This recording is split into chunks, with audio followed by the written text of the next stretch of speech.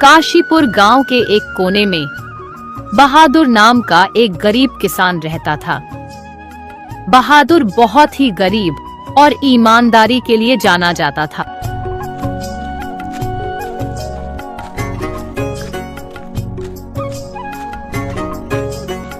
बहादुर के पास कुछ बीघा जमीन थी जो उसके परिवार का एकमात्र सहारा थी। उसकी पत्नी सुनीता और बेटा छोटू उसकी दुनिया थे।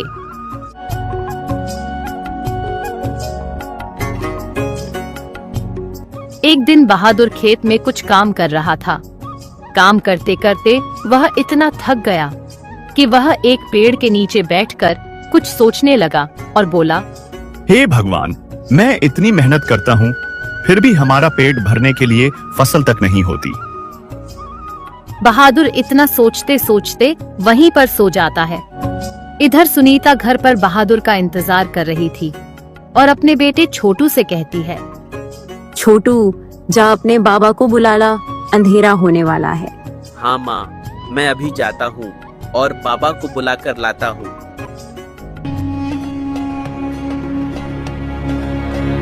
इतना कहकर छोटू खेत की ओर चला जाता है, लेकिन छोटू इतना समझदार नहीं था और छोटू रास्ते में खो जाता है। भूख और प्यास की वजह से छोटू रोता हुआ एक जंगल की ओर चला जाता है।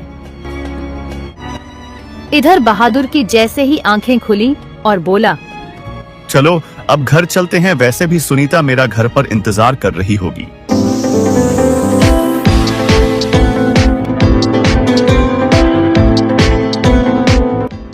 अरे भाग्यवान, आज बहुत थक गया हूँ, बहुत तेज भूख लगी है, जल्दी से खाना की व्यवस्था करो।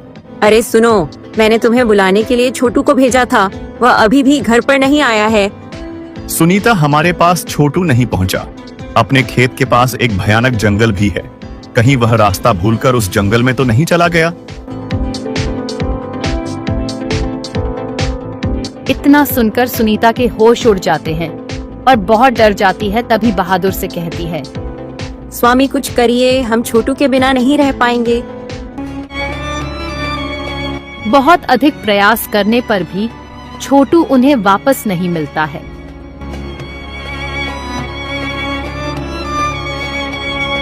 तभी दोनों रोते बिलखते अपने घर वापस आ जाते हैं।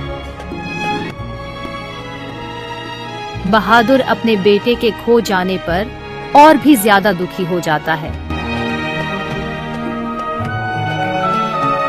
और उस रात हारा थका बहादुर खाली पेट ही सो जाता है।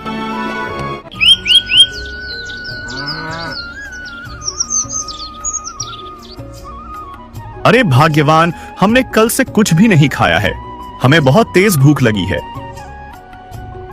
स्वामी आप रुकिए, हम गांव से कुछ भिक्षा मांग कर लाती हूँ, फिर थोड़ी देर में खाना बनाएंगे, तभी आप पेट भर के भोजन करना।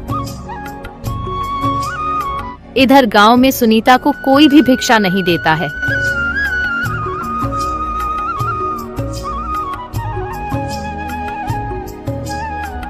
तभी सुनीता और भी ज्यादा दुखी हो जाती है और सोचती है, हे भगवान, तू मेरी कौन सी परीक्षा ले रहा है, खाने के भी लाले पड़े हुए हैं। सुनीता रास्ते में आ ही रही थी कि तभी उसे रास्ते में एक बूढ़ी औरत मिल जाती है और खाने के लिए उसे थोड़ा भोजन दे देती है। जैसे ही बहादुर खाना खाने के लिए तैयार होता है,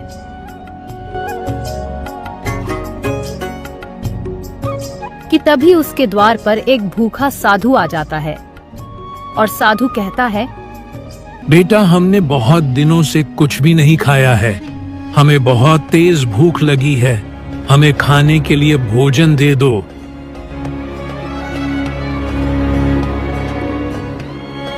इतना सुनकर बहादुर अपने हिस्से का भोजन उस महात्मा को दे देता है और सुनीता भी अपने हिस्से का भोजन उस बाबा को दे देती है और बाबा जी भोजन करने लगते हैं।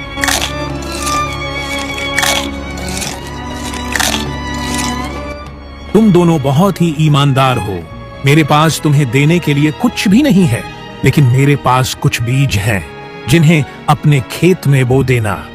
बेटा, यह कोई साधारण बीज नहीं है, यह जादुई बीज है।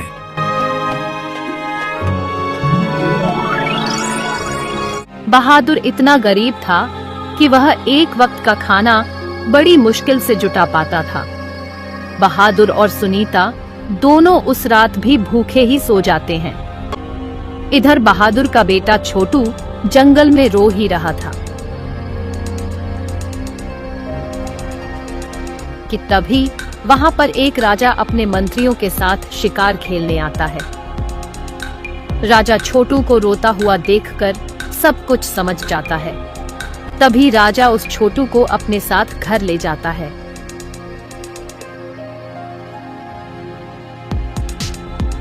रानी के कोई भी संतान नहीं थी, इसलिए यह सब नजारा देखकर राजा रानी बहुत ही खुश हो जाते हैं और कुछ दिनों के बाद राजा उस छोटू को अपने सिंहासन पर बैठा देते हैं।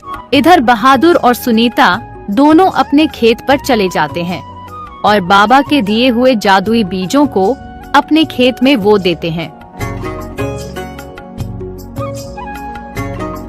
और समय बीतता गया। कुछ दिनों के बाद उस खेत में बहुत ही सुंदर तरबूज की फसल तैयार हो जाती है। यह सब नजारा देखकर बहादुर और सुनीता बहुत ही खुश हो जाते हैं। तभी बहादुर सोचने लगता है, अब मेरी गरीबी जल्दी ही दूर हो जाएगी और हम पेट भर के खाना खा पाएंगे। अब बहादुर उन तरबूजों को बाजार में बेचने के लिए ले जाता है। बाजार में बहादुर के तरबूज बहुत ही जल्दी बिक जाते हैं।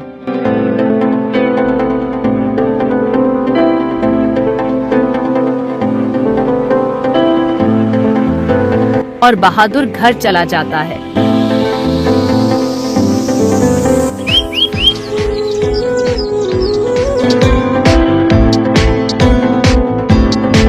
इस प्रकार बहादुर हर रोज अपने तरबूजों को जल्दी जल्दी बेचकर बहुत सारा मुनाफा कमाने लगा। बहादुर का पड़ोसी व्यापारी बिरजू उसकी तरक्की देखकर उससे जलने लगा। बिरजू बहुत ही कंजूस और लालची व्यापारी था। वह केवल अपना ही मुनाफा चाहता था। अरे यह बहादुर इन तरबूजों में क्या मिलाता है कि ग्राहक हमारे तरबूजों की तरफ देखता भी नहीं है। हमें अब बहादुर का कुछ करना होगा। बहादुर अपने तरबूजों को जल्दी जल्दी बेचकर अपने घर पर आ जाता है और अपनी पत्नी सुनीता से कहता है, अरे भाग्यवान, आज तो बहुत ही अच्छी इनकम हुई है। फिर बहादुर सुबह जल्दी उठता और अपने खेत के तरबूजों को बाजार में बेचने के लिए चला जाता है। बहादुर की तरक्की देखकर उसका पड़ोसी व्यापारी बिरजू अपने मन में सोचने लगा, अरे यह बहादुर आज भी तरबूज लेकर आ गया। लगता है अब मेरे तरबूज इसके सामने बिकेंगे ही नहीं। हमें अब इस बहादुर का जल्दी ही कुछ करना होगा। तभी बहादुर का पड़ोसी व्यापारी बिरजू बहादुर को मारने का प्लान बनाता है। बिरजू रात में उठकर बाजार के मुखिया के घर पर चला जाता है और मुखिया के घर में सोने का हार चुरा लेता है। जब अगले दिन बिरजू बाजार में तरबूजों की ठेली लगाता है तो उसके पड़ोस में बहादुर का भी ठेला लगा होता है। जो मैंने रात में मुखिया के घर से सोने का हार चुराया था, उस हार को बहादुर के तरबूजों में छुपा देते हैं। जब मुखिया तलाशी लेंगे तो बहादुर पकड़ा जाएगा और इसे बहुत ही कड़ी सजा मिलेगी, जिससे बहादुर इस बाजार में अपने तरबूजों को नहीं बेच पाएगा। इतना कहकर बिरजू उस हार को बहादुर के तरबूजों में छुपा देता है। इधर मुखिया के घर में पता चला कि सोने का हार चोरी हो गया, तो मुखिया अपने पड़ोस में लगे बाजार के सभी व्यापारियों की तलाशी लेने लगे। यह सब नजारा देखकर बिरजू अपने मन में बहुत ही खुश होने लगा। जब मुखिया ने बहादुर के तरबूजों की तलाशी ली तो उसमें सोने का हार मिला। यह सब देखकर मुखिया बहुत ही क्रोधित होकर बोले, बहादुर, तुम्हें इस चोरी की सजा अवश्य मिलेगी। महाराज, इस बहादुर किसान ने मेरे घर से सोने का हार चुराया है। इतना सुनकर महाराज छोटू उस बहादुर किसान को सजा सुनाते हैं। सैनिकों, इस किसान को कल सुबह फांसी होनी चाहिए। ताकि हमारे राज्य में कोई भी ऐसी चोरी का काम दोबारा न कर सके। महाराज छोटू उस बहादुर से उसकी आखिरी इच्छा पूछते हैं। अगर तुम्हारी कोई आखिरी इच्छा हो तो बताई जाए, वो आपकी इच्छा पूरी की जाएगी, लेकिन अपनी मौत को छोड़कर। महाराज, मेरी कोई इच्छा नहीं है। मुझे अपनी पत्नी सुनीता से एक रात के लिए मिलने दिया जाए, क्योंकि मेरे पास एक छोटा बेटा था, लेकिन वह बचपन में ही हमसे बिछड़ गया था।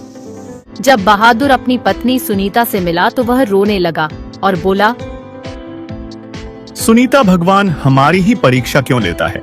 कुछ समय पहले मेरा एक छोटा बेटा था, वह भी हमसे छीन लिया। अब हमें कल सुबह फांसी दी जाएगी। इस तरह की बातें महाराज छोटू सुन ही रहे थे, तब तक कि उनकी नजर एक तस्वीर पर चली जाती है।